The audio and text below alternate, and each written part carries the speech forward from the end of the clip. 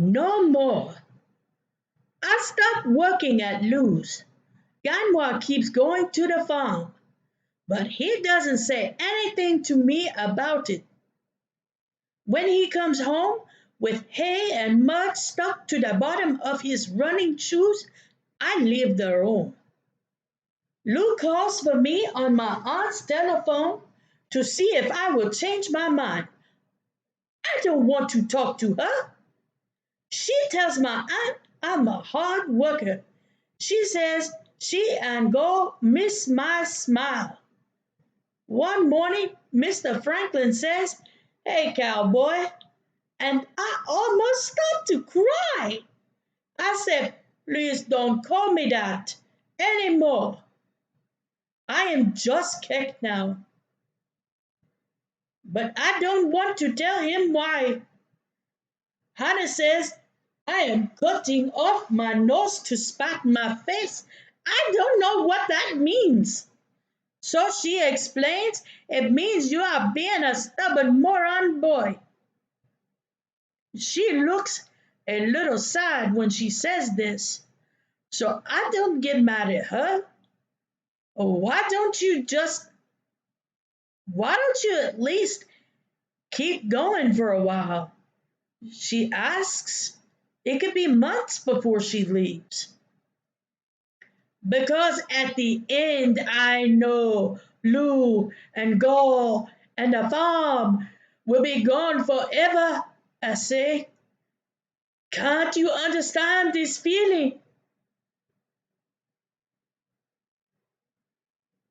Hannah chews on her lip.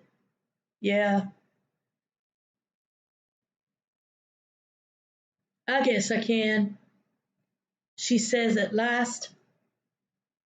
I wonder if maybe she is thinking about her mother, who is not a foster, but I don't ask. Last day. The day's warm and the world begins again. I think of gold nosing around the ground, grateful to find tender grass appearing at her feet. After spring, Ganwa says, comes the time called summer. And no school, no suns, and sun strong as a young man. He says Lou may not leave until summer ends, but I close my ears to his words. The last day of school, Miss Hernandez and Mr. Franklin put our desks in a circle. Miss Hernandez stands in the middle. Here comes the speech, she says. We all groan.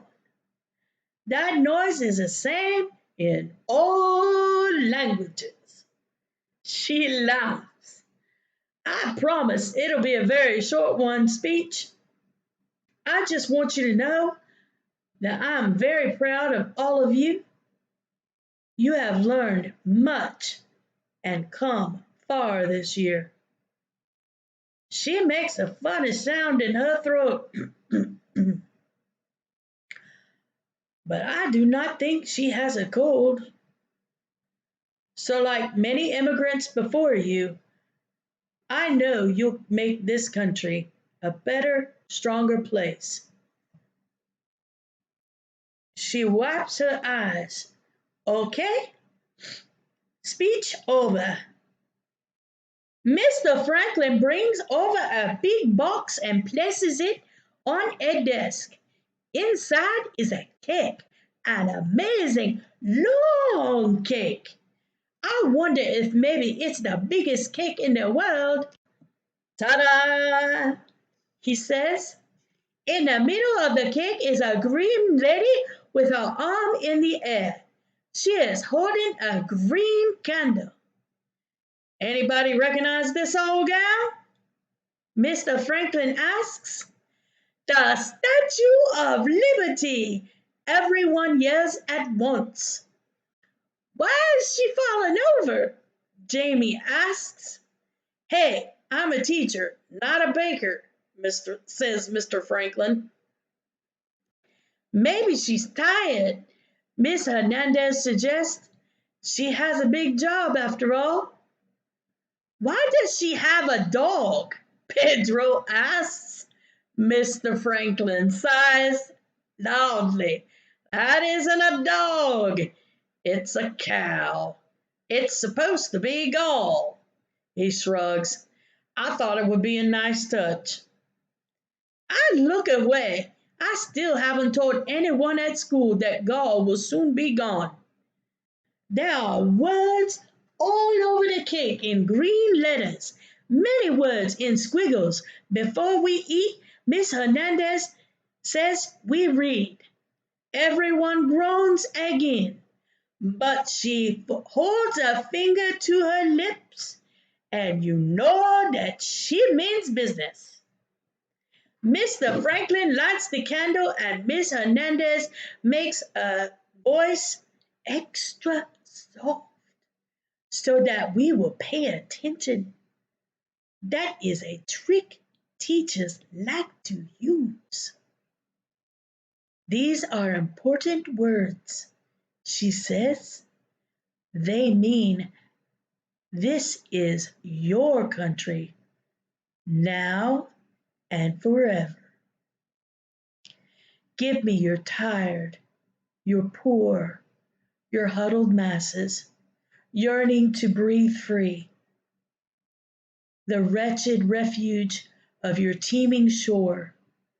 Send these, the homeless, tempest tossed, to me. I lift my lamp beside the golden door. The candle glows in the green lady's hand, and I don't understand all their words, but somehow I know they're strong and fine. I wonder if someday it will feel like they are meant for me too. And then we eat cake. All of it, except gall.